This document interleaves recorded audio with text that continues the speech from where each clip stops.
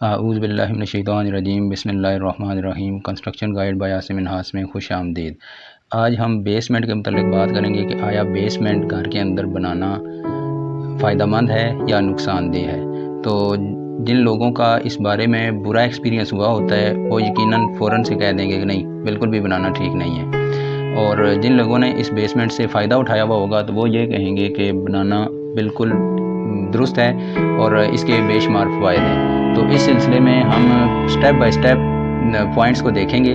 तो आपने मेरे एक पॉइंट की बुनियाद पर इस चीज़ का फ़ैसला नहीं करना कि बेसमेंट बनाना ठीक है, और ना ही एक पॉइंट की बुनियाद पर इस चीज़ का फ़ैसला कर लेना है कि बेसमेंट बनाना गलत है। दोनों सही और गलत का जो फ़ैसला है आपने वो इस बुनियाद पर करना है कि तमाम पॉइंट्स को गौर से सुनना है और फिर किसी नतीजे पर पहुंचना है कि आया अगर आप अपने घर के अंदर बेसमेंट बनाना चाहते हैं तो आपको इन पॉइंट्स की रोशनी में बनाना चाहिए या नहीं बनाना चाहिए।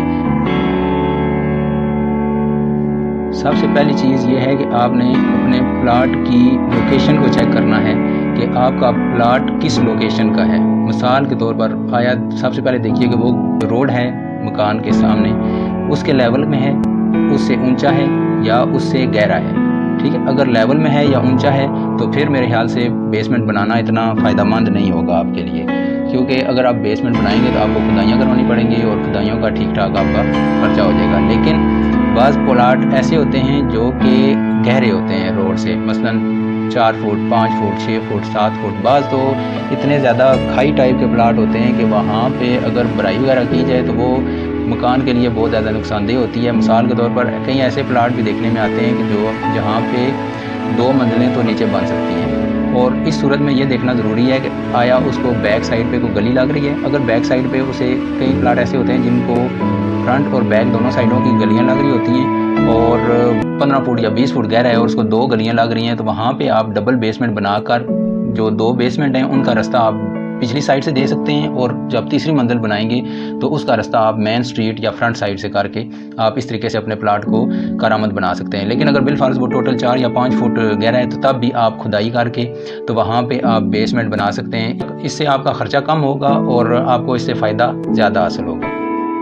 एक और चीज़ जो देखने में आई है, आपने ये चीज़ भी देखनी है कि आपका प्लाट किस कीमत का है। अगर आपका प्लाट महंगा है, अच्छी खासी कीमत है उसकी, तो फिर तो आप बेसमेंट बनाएं, तो उस बेसमेंट को आप यूटिलाइज़ कर लें तो आपको इसका फ़ायदा हो सकता है। लेकिन अगर वहाँ पे प्लाटों की इतनी ज़्यादा कीमत नहीं है तो फिर जो है ना आपके लिए बेसमेंट बनाना इतना फ़ायदेमंद नहीं है, क्योंकि बेसमेंट बनाते हुए ख़र्चा बहुत ज़्यादा हो जाता है। घर के अंदर सबसे जो महंगी तरीन कंस्ट्रक्शन होती है वो बेसमेंट, ढांचा बनाते हुए बेसमेंट पे खर्चा आता है, क्योंकि इसकी दीवारें RCC की बनती हैं, नीचे बेड भी RCC का होगा और बेड में और कॉलम्स में, बीम्स में, दीवारों में टोटली सरिया होता है। तो अच्छा खासा जो आपका खर्च है वो आपका बेसमेंट के अंदर ही हो जाएगा।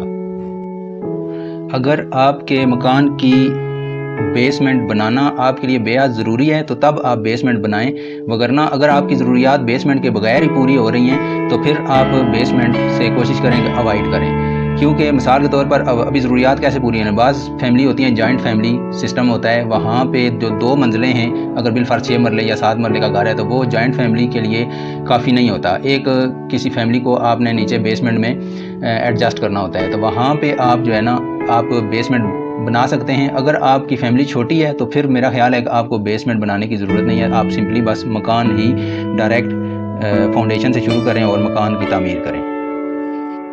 बाज़ लोग अपने बेसमेंट को कार पार्किंग वगैरह के लिए इस्तेमाल करना चाहते हैं, तो उसके लिए अर्ज़ ये है कि अगर घर आपका छोटा है, मसलन 1 नाल का घर भी है, तो उसमें भी अगर आप बेसमेंट बनाते हैं तो वहाँ पे भी आपकी गाड़ियाँ पार्क नहीं हो सकती। तो इसलिए ये टोटली आपकी जगह का ज़िया हो जाएगा, ख़र्चा भी आपका बेशुमार हो जाएगा घर बनाते हुए और आपकी गाड़ियाँ भी पार्क नहीं हो सकेंगी। तो इसकी कोई यूटिलिटी आपके लिए को ख़ास नहीं होगी इस पर्पज़ के लिए।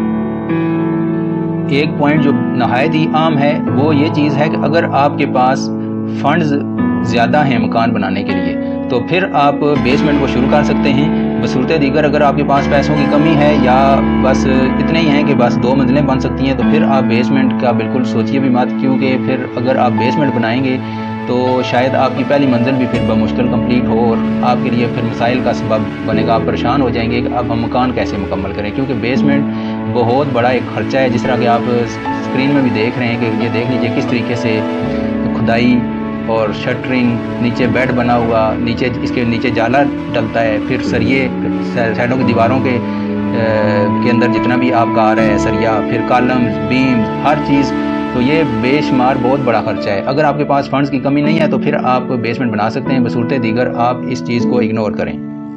एक पॉइंट ये भी है कि आप अपने दाएं बाएं ये देखिए कि क्या जिस इलाके में आप अपना मकान और बेसमेंट बनाना चाह रहे हैं, क्या वहाँ पे इस चीज़ का ट्रेंड है, क्या वहाँ पे लोग बेसमेंट बनाते हैं, बनाना पसंद करते हैं या नहीं, या बेसमेंट्स को इग्नोर करते हैं। अगर आपका उस इलाके में ट्रेंड है तो फिर तो आप बेसमेंट शुरू कीजिए, बसूरत दीगर आप कोशिश करें कि इस चक्कर में ना पड़ें। आप बेसमेंट के सिलसिले में एक पॉइंट ये भी है कि अगर आप देखिए कि अगर आप मकान सेल करना चाह रहे हैं तो क्या आप अपने मकान की बेसमेंट को कैश करवा सकते हैं, क्योंकि आप अपने कंस्ट्रक्शन की जो अमाउंट है उसका एक बड़ा हिस्सा आप जो है ना बेसमेंट के ऊपर सर्व करेंगे। तो ऐसा ना हो कि मकान सेल करते हुए क्लाइंट बेसमेंट को तरजीह ना देता हो और वो आपके लिए फ़ायदे के बजाय नुकसान का सबब बन जाए। एक पॉइंट ये भी है बेसमेंट के सिलसिले में कि अगर आपने अपने घर के अंदर बेसमेंट बनानी है तो आपने कोशिश यही करनी है कि प्रॉपर जो बेसमेंट है, जो कंस्ट्रक्शन के रूल्स के मुताबिक बेसमेंट बनाई जाती है, आरसीसी, उसका फ्लोर भी आरसीसी हो, उसकी दीवारें भी आरसीसी हों, आप उसके कॉलम्स, बीम्स और आपका जो छत है वो तमाम आरसीसी हों, ताकि आपको बाद में किसी किस्म का सेम, नमी या बदबू का प्रॉब्लम उसके अंदर ना पैदा हो। अगर आप इस तरह ख़र्चा करके बेसमेंट बनाते हैं फिर तो ठीक है, लेकिन अगर आप जुगाड़ सिस्टम करते हैं कि बस ठीक है साइडों पे दीवारें ईंटें की दे देते हैं और प्लस्तर करा के तो उसमें कर देंगे हम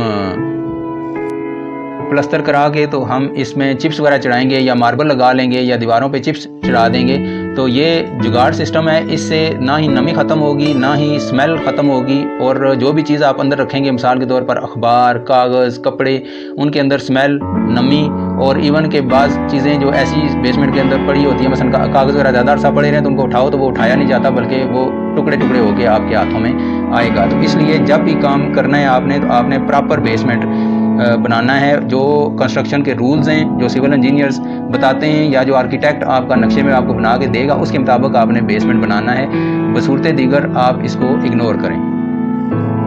बेसमेंट के सिलसिले में एक पॉइंट ये भी है कि अगर आपकी अपनी ज़ाती मर्ज़ी और ख्वाहिश है कि मैं घर के अंदर बेसमेंट बनाऊं तो बनाइए, वरना आमतौर से होता है कि ठेकेदार साहब कह देते हैं कि जी बेसमेंट बना लें, या कोई दोस्त अहबाब ऐसे होते हैं जो कहते हैं नहीं नहीं बेसमेंट बनाना बहुत ज़रूरी है, बहुत फ़ायदे हैं, ये वो आपको वो 2, 4, 5, 6 फ़ायदे ऐसे मोटे मोटे बताएंगे कि बंदा उनके सामने बोलते हुए कुछ दोस्ती की वजह से और कुछ लाजवाब हो जाता है उनके पॉइंट्स की वजह से।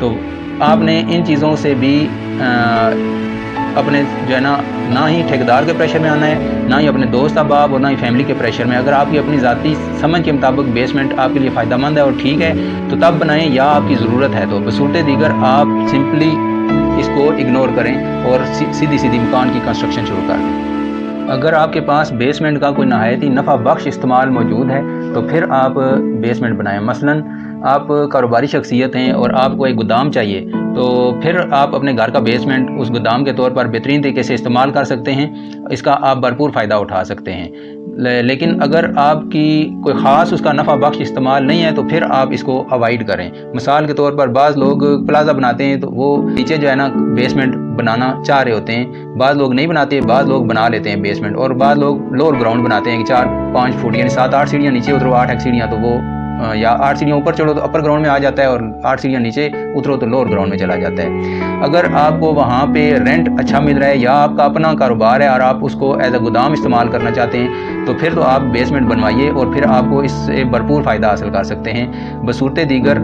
आपको इससे कोई ख़ास फ़ायदा नहीं होना और ख़र्चा आपका बेशुमार हो जाएगा।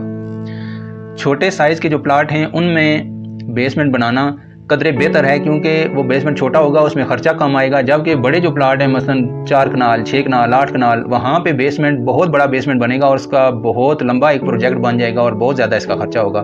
तो बेहतर यही होता है कि छोटे प्लाट के अंदर आप किसी हद तक अगर बेसमेंट बनाएं और आपका इससे कोई यूटिलिटी आपको मिल सकती है तो फिर ज़रूर बड़े जो आपके प्लाट्स हैं उनको अवॉइड करें वहाँ बेसमेंट बनाने से।